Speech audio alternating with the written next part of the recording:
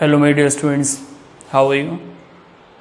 This is Sachin Mishra. Today we are going to study an important topic that is partnership deed. काफ़ी easy topic है partnership deed आखिर होता क्या है। तो पार्टनरशिप डीड के बारे में अगर हम बात करेंगे भाई पार्टनरशिप डीड आखिर क्या होती है, तो जैसे कि इसके पहले मैंने आपको जब पार्टनरशिप की मीनिंग और फीचर्स बताए थे तो उस टाइम मैंने आपको बताया था कि जैसे partnership comes into an existence after an agreement among two और मोर पार्टनर्स। तो वहाँ पे कम से कम 2 या 2 से अधिक लोग मिलकर एग्रीमेंट करते हैं जब कहीं पार्टनरशिप बनती है। और उस टाइम आपको बताया था मैंने कि जो एग्रीमेंट होता है वो कितने टाइप का होता है, तो बताया था कि 2 टाइप का होता। एक होता है रिटन एग्रीमेंट और एक होता है ओरल। तो यहाँ पे पार्टनर्स के ऊपर डिपेंड करता है कि वो कौन सा एग्रीमेंट रखना चाहते हैं, रिटन या फिर ओरल। अब यहाँ पे बट जो रिटन एग्रीमेंट होता है वो ज़्यादा डिज़ायरेबल रहता है कि वो अगर आपके पास है तो काफ़ी बेनिफिट रहता है। तो बेनिफिट्स क्या होंगे वो चीज़ अभी मैं आगे बताऊंगा। अब यहाँ पे बात आती है कि पार्टनरशिप डीड आखिर क्या है। तो बस वही जो रिटन डॉक्यूमेंट है उसी को हम पार्टनरशिप डीड के नाम से जानते हैं, रिटन एग्रीमेंट।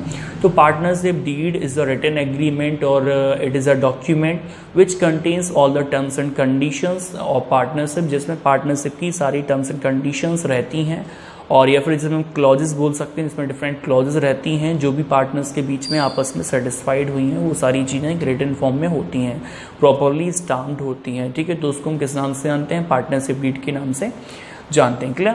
तो इसको क्या बोल सकते हैं कि पार्टनरशिप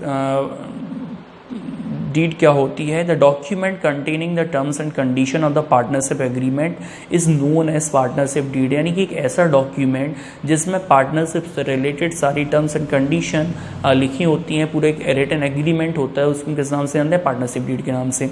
इसके अलावा it is a stamped paper on which the rules, regulation and terms and condition of partnership are written। और एक ये स्टाम्प पेपर होता है जिसमें सारी टर्म्स एंड कंडीशन लिखी होती हैं। It also contains the rights and duties of the partner के राइट्स क्या हैं, ड्यूटीज़ क्या हैं, वो भी इसमें मेंशन होती हैं। The common content of partnership deed, अब पार्टनरशिप डीड में आखिर क्या क्या चीज़ें लिखी होती हैं, ऐसी कौन कौन सी कंडीशन है जो इसमें मेंशन होती हैं। तो बहुत सारी चीज़ें, जैसे name and address of the partnership firm का नेम एंड एड्रेस क्या है, and place of the partnership firm, nature of business, और इसके अलावा date of commencement of business, name address of the partners, capital contributed by partners, rate of interest on capital if it is allowed, rate of interest on drawing if it is charged, rate of interest on loan, it means अगर partner supported के firm को loan देते हैं तो firm उनको कितना interest allowed करेगी, तो वो भी हो सकता है।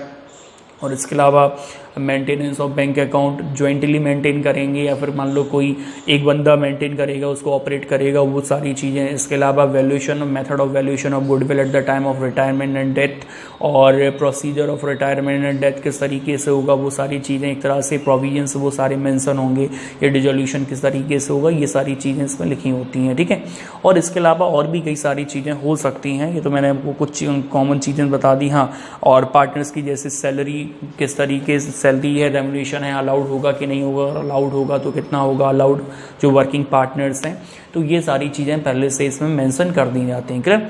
अब हम बात करने वाले हैं कि पार्टनरशिप डीड रखना या पार्टनर्स का जो रजिस्ट्रेशन है क्या वो कंपलसरी है, इसके बारे में और बात कर लेते हैं। Is it compulsory for the registration of a partnership firm. तो पार्टनरशिप फर्म का बेटा अगर लीगली देखा जाए तो ये कंपलसरी नहीं है, फर्म का रजिस्ट्रेशन करवाना कंपलसरी नहीं होता, बट डिज़ायरेबल होता है। अगर पार्टनरशिप फर्म का रजिस्ट्रेशन है तो उस कंडीशन में उसको कई सारे बेनिफिट्स मिलते हैं in comparison to unregistered firm. तो अनरजिस्टर्ड फर्म के कंपैरिजन में रजिस्टर्ड फर्म के पास ज़्यादा एक तरह से बेनिफिट्स होते हैं। कौन कौन से बेनिफिट्स होते हैं रजिस्टर्ड फर्म के पास? तो रजिस्टर्ड फर्म का जो पार्टनर है, a partner of registered firm can file case against any other partner के अगेंस्ट केस फाइल कर सकता है अगर कोई प्रॉब्लम आती है उस कंडीशन में या सिचुएशन होती है। और एक रजिस्टर्ड फर्म का जो पार्टनर होता है वो एक तरह से दूसरे मतलब फर्म के खिलाफ भी केस कर सकता है, या फर्म जो है वो पार्टनर के खिलाफ केस कर सकती है, या आउटसाइडर के खिलाफ केस कर सकती है। तो इस तरीके से ये इनके बेनिफिट होते हैं, और ये बेनिफिट एक्चुअली अनरजिस्टर्ड फर्म को नहीं मिलते हैं। तो अनरजिस्टर्ड फर्म का जो पार्टनर होता है, partner of unregistered firm can not file a case against the partnership firm और a partner of an unregistered firm cannot file a case against any other partner of the unregistered firm. An unregistered firm cannot file a case against any third party or outsider for recovery of the claim.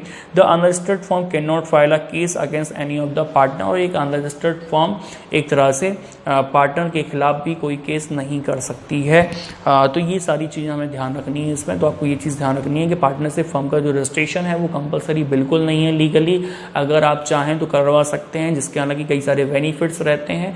तो ये desirable रहता है कि अगर आपके पास registration है तो बहुत अच्छी बात है, ठीक है।